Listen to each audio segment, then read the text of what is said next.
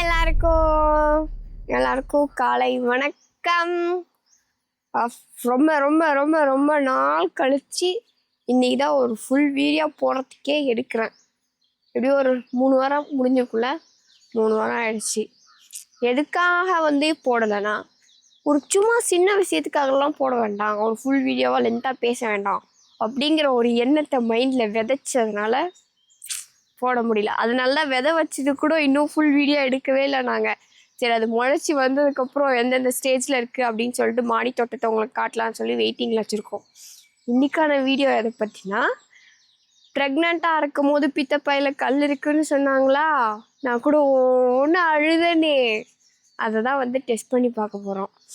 ஏன்னா பித்தப்பையில் கல் இருக்குன்னாங்க, பேபிக்கு ஃபீட் பண்ணுறதுனால இப்போதைக்கு ட்ரீட்மெண்ட் பண்ண முடியாதுன்னு நம்மளை சேலம் ஜிஹெச்சில் அமுச்சு விட்டாங்க. வலி ஏதாவது வந்தால் உடனே வாங்க அப்படின்ட்டு. நமக்கு நைட் டைமில் தான் பித்தப்பை கல் வலி வந்ததுனால லெமன் ஜூஸ் குடிச்சு கண்ட்ரோல் பண்ணி வச்சிட்டோம். பட் ஹெவியாக அடிக்கடி வலி வர்றதுனால ஸ்டாப் பண்ணியாச்சு. அதனால் எங்களோட அண்ணா கிட்னியில் கல்லோ யூரின் போகிற இடத்துல கல் இருக்குன்னாங்களா, அதனால அங்கே ஒரு சித்தா டாக்டர் ஆத்தூரில் நாங்கள் ட்ரை பண்ணோம். அது ஒர்க் அவுட் ஆனிச்சு. அதனால் எனக்கும் அங்கே ஒர்க் அவுட் ஆகுமா அப்படின்னு சொல்லிட்டு பார்த்துட்டு 1 மந்த்துக்கு மருந்து எடுத்துகிட்டு இருந்தேன். 50 சொட்டு, 50 ஏன்னா 50 எம்எல்லா, 50 எம்எல் இது மாதிரி 1 மந்த்துக்கு விடாமல் 1 லிட்டர் தண்ணியில் அந்த மருந்தை கலந்து குடிக்கணும். அதுக்கு டபுள் மடங்கு தண்ணி குடிக்கணும். மொத்தமாக 3 லிட்டர் வாட்டரும் ரெகுலராக 1 மாதம் குடித்தேன்.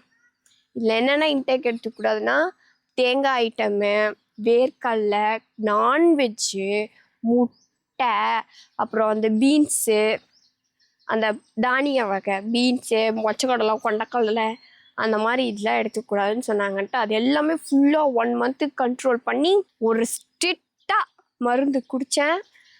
மருந்து குடித்து ஒரு 5 டைம் வலி வந்திருக்கும்ல, அதுவுமே ஸ்டார்டிங்கில் தான் வலி வந்துச்சு. 5 டைம் பக்கமாக வலி வந்தது. திரும்ப அவங்கள்ட்ட மருந்து காலியாக குடிச்சிட்டே இருந்தேன். ஒரு வாரத்துக்கு 4000 ரூபா செலவாகும். சரி, எப்படி இருக்குது அப்படின்னு சொல்லிட்டு பார்க்கலாமேன்ட்டு நாங்கள் என்ன பண்ணோம், 1 மந்த் கம்ப்ளீட் ஆகிடுச்சா, அதனால் ஆத்தூர் ஜிஹெச்சில் அவங்க 500 ரூபா பணம் கட்டி ஸ்கேன் பண்ணிக்கலான்னு சொன்னாங்கன்ட்டு நாங்கள் என்ன பண்ணோம், ஆத்தூர் ஜிஹெச்சில் 500 ரூபா பணம் கட்டி ஸ்கேன்லாம் பண்ணிட்டோம். ரிப்போர்ட்டும் தந்துட்டாங்க. நேற்று தான் போய் ரிப்போர்ட்லாம் வாங்கிட்டு வந்தோம். நான் பித்தப்பையில் கல் இருக்குமாங்கிற ஷாக்கை போனதை விட ஆத்தூர் ஜிஹெச்சில் கொடுத்த ரிப்போர்ட்டை பார்த்து தான் அதிகமாக ஷாக் ஆனேன். ஏன்னா சேலம் ஜிஹெச்சில் பண்ண ஸ்கேனில் இத்தனை கல் இருக்குது, இந்த சைஸில் இருக்குன்னு மெஷர்மெண்ட்டில் இருந்துச்சு. இங்கே பாருங்கள், ஆத்தூர் ஜிஹெச்சில் எடுத்த சிடி ஸ்கேன் ரிப்போர்ட்டு என்னது 17x9 mm.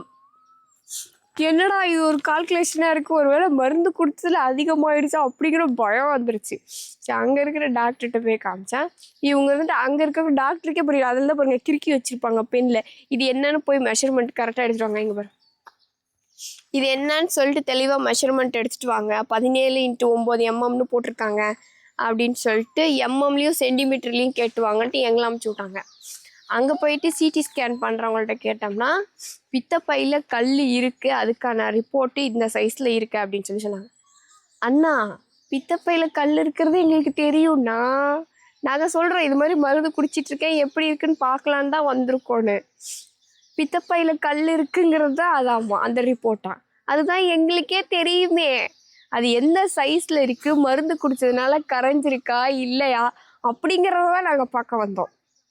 இதை நீங்கள் முதல்லையே அந்த அண்ணா கிளியராக பார்க்க முடியாது, இருக்கா இல்லையான்னு தான் பார்க்க முடியும். அப்படின்னா நாங்கள் 500 ரூபா கட்டியிருக்க மாட்டோம். அவங்களே பேர் என்ன சொல்லிட்டாங்க, சேலம் ஜிஹெச்சுக்கு போய் பாருங்கள், அப்போ தான் கிளியராக தெரியும் அப்படின்னு சொல்லிட்டாங்க. மருந்தும் வேறு 1 வாரமும் குடிக்கலை. அதனால் ஸ்ட்ரிக்டாக ஃபுட்டு ஃபாலோ பண்ணிகிட்ருக்கேன். இப்போ என்னடான்னா, இன்றைக்கி சேலம் ஜிஹெச் போகிறோம், பார்க்குறோம். ஆல்ரெடி எனக்கும் சேலம் ஜிஹெச்சுக்குமே ஒரு பூர்வ ஜென்ம பந்தம் இருக்குது. அந்த திரும்பியும் நாங்கள் கனெக்ட் பண்ண போகிறோம். ஓகே, எந்த பயமும் இல்லை, ஏன்னா இருக்குங்கிறது கன்ஃபார்ம் ஆயிடுச்சு. பட் மருந்து சாப்பிட்டதுனால எந்த அளவுக்கு இருக்குங்கிறத பார்க்க போகிறோம். போகலாமா? போகலாம். அவ்வளோதான், ஹாஸ்பிட்டல் வந்துட்டோம். ஹாஸ்பிட்டல் என்ட்ரன்ஸில் தான் நிற்கிறோம். இதில் என்னென்னா, போன டைம் நம்ம ஸ்கேன் பண்ணும்போது அன்னாச்சி பழ ஜூஸ் குடிச்சாதான் நல்லா தெளிவாக தெரியும்னு சொன்னதுனால என்ன பண்ணிட்டோம், அன்னாச்சி பழ ஜூஸை வர வழியில் தேடிட்டே வந்தோம், ஒரு இடத்துலையும் கிடைக்கல. இப்போ நாங்கள் இறங்கிட்டு எங்கள் மாமாவை போயிட்டு வாங்கிட்டு வர சொல்லியிருக்கோம்.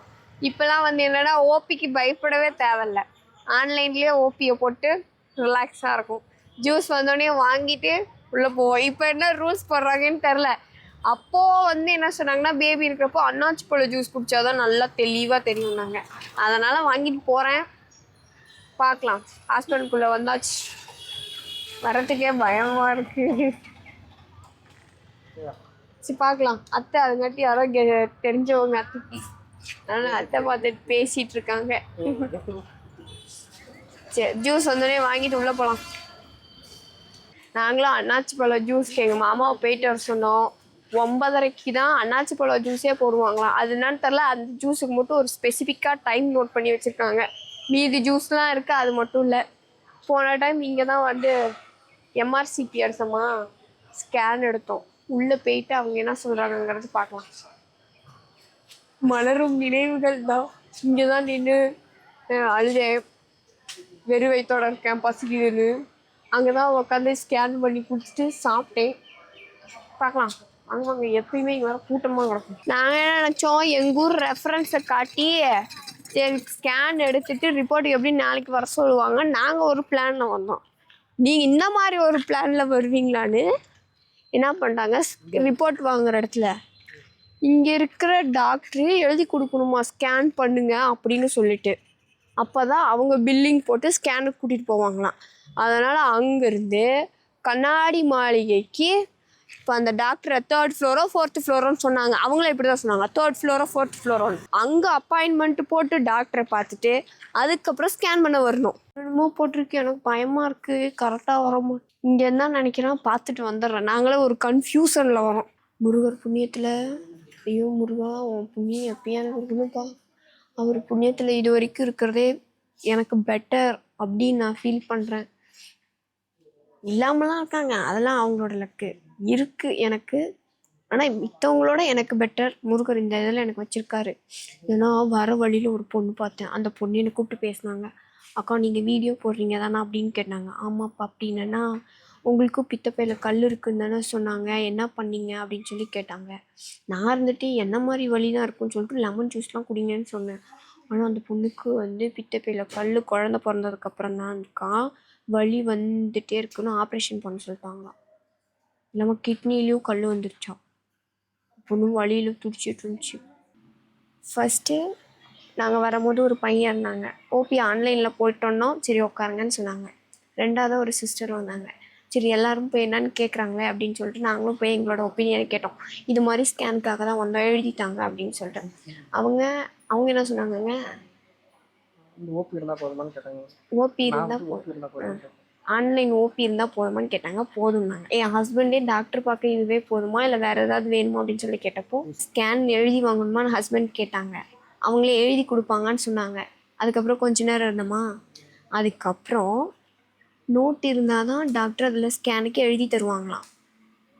ஓகே, அதுக்காக போயிட்டு இவ்வளோ நேரம் வந்ததுலேருந்து வெயிட் பண்ணிட்டு போயிட்டு நோட் வாங்கிட்டு வந்து எழுதினோம். ஃபஸ்ட் டைம் சொல்லலை, அந்த சிஸ்டர் லவுடாக பேசினாங்க இத்தனைக்கு. ஓகேவா, எடுத்தோடனே ஒருத்தவங்க வந்து கேட்குறாங்கன்னா பொறுமையாக பேசல, அவங்க கத்துனாங்க. நாங்கள் என்ன பேசினோன்னா, ஏன் இவ்வளோ நேரம் வெயிட் பண்ணிட்டு இருந்தோமே ஏன் சொல்லலன்னு தான் கேட்டோம். ஒன்று எழுதி ஒட்டியிருக்கணும், இங்கே வந்து வரவங்களுக்கு கம்பல்சரியாக நோட் வேணும் அப்படிங்கிறது. ஏன் கேள்வி கேட்குறீங்கன்னு கேட்குறாங்களா, ஏன் கேள்வி கேட்குறேன்னு கேட்குறாங்களா. ஆமாம், நம்மளாம் இங்கே வந்தால் கேள்வி கேட்கக்கூடாது. அவங்க வந்து டாக்டர் பார்க்குறதுக்கு முன்னாடி நோட் வேணும்னு சொன்னால் அப்போ போய் நம்ம குடுகுடுன்னு போய் எடுத்துகிட்டு வரணும். அவங்க சொல்கிறதான் இங்கே செய்யணும் நம்ம. அதுக்கப்புறம் நோட் வாங்கிட்டு வந்து ஓபி நம்பர் எழுதி, என்னோடய பேர், என்னோடய ஏஜ், சம்திங் அவங்களோட ரிஜிஸ்டர் நம்பர். 9 மணிக்கு ஃபஸ்ட்டு டாக்டர் வருவேன்னு சொன்னாங்க. அதுக்கப்புறம் 10 மணிக்கு டாக்டர் வருவாங்கன்னு சொன்னாங்க. நாங்கள் ஒரு 10-15 வரைக்கும் பார்த்தோம் டாக்டர் இல்லை. அதுக்கப்புறம் டாக்டர் வந்துட்டாங்க ஆக்சுவலி. ஆனால் முன்னாடியே வந்துட்டாங்கல்ல டாக்டரு. ஆனால் பார்க்க ஆரம்பிச்சது 10 மணி கரெக்டாக. அங்கேயும் போர்டில் 10 மணி போட்டிருந்தாங்க. 10 மணிக்கு தான் பார்க்க ஆரம்பித்தாங்க. நாங்கள் ரெண்டாவது டோக்கனே பார்த்துட்டு எத்தனை மணிக்கு வந்துருங்கன்னா 11 மணிக்கு தான் வெளியே வந்தேன். இப்படிலாம் பார்த்துக்கோங்க, இன்னும் 2 மணி நேரத்தில் க்ளோஸ் ஆகிடும். 12 மணி, இன்னும் 1 மணி நேரத்தில் 12 மணி ஆயிடுச்சுன்னு க்ளோஸ் ஆகிடும். ஓகே, அதுக்கேற்ற மாதிரி என் வீடியோ பார்த்து அலர்ட்டாக முன்னாடியே வந்துருங்க. இப்போ வந்து டாக்டரை பார்த்ததுக்கப்புறம் டாக்டர் என்ன சொன்னாங்கன்னா பழைய ரிப்போர்ட்டை பார்த்துட்டு திரும்ப ஒரு சிடி ஸ்கேன் எடுங்கன்னு சொல்லியிருக்காங்க. நாங்கள் ஆத்தூர் ரெஃபரன்ஸை வச்சு இதே மாதிரி ஏற்கனவே நாங்கள் சிடி ஸ்கேன் எடுத்துட்டோம். இந்த மாதிரி ரிப்போர்ட் வந்து 17x9 mmன்னு காட்டுது. இதே மாதிரி தான் வருமானு சொல்லி கேட்டோம். பித்தப்பையில் கல் இருக்குன்னு தான் வரும், நீங்கள் இப்போ இல்லை எப்போ எடுத்தாலும் பித்தப்பையில் கல் இருக்குன்னு தான் வரும்னு சொன்னார். எத்தனை கல் இருக்குன்னு தெரியணுமா இல்லை கல் இருக்கான்னு தெரியணுமானா எனக்கு எத்தனை கல் இருக்குன்னு தான் தெரியணும்.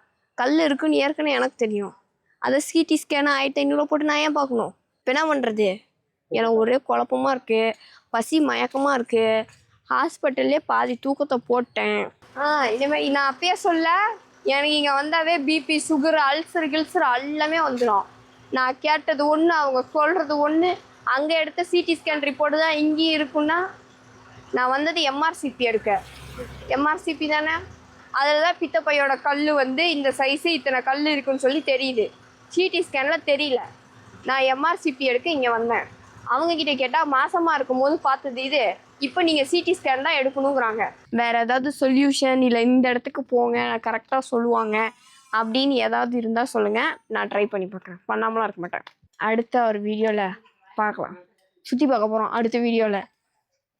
தொடர்ந்து இணைப்பில் இருங்கள். எங்கே சுற்றுறோன்னு பார்க்கலாம். Tata bye bye.